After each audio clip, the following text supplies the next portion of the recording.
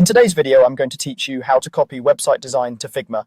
By the end, you'll be able to bring the layout of a live web page into a Figma file using a simple plugin so you can analyze structure, extract styles, or start redesigns faster. First, head over to figma.com in your browser or open the desktop app.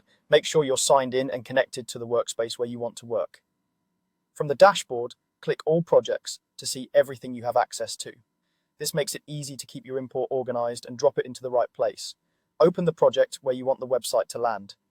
If you already have a design file set up, select it and click to open it. It's a good idea to have an empty page or a clean area ready so the imported frames don't overlap with existing work.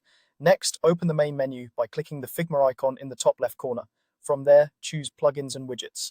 This is where you'll find tools that extend Figma's capabilities and speed up repetitive tasks. In the search field, type html.2.design. This plugin converts a live web page into editable Figma layers and frames, which is perfect for studying spacing, typography, and component structure. Make sure you have a stable internet connection since the plugin needs to fetch the page. Click the plugin in the results and run it.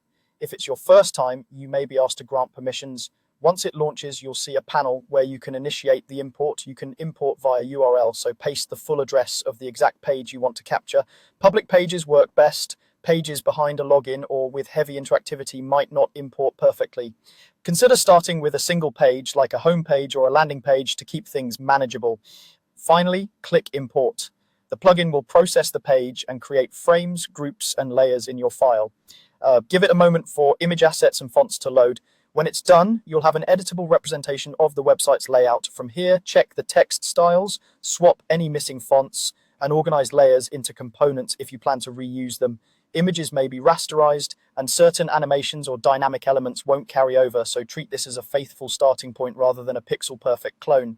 Always respect copyright and usage rights. Use imports for learning, internal references, or redesigns you're authorized to do. That's it. You've copied a website design into Figma and set yourself up for efficient exploration and iteration.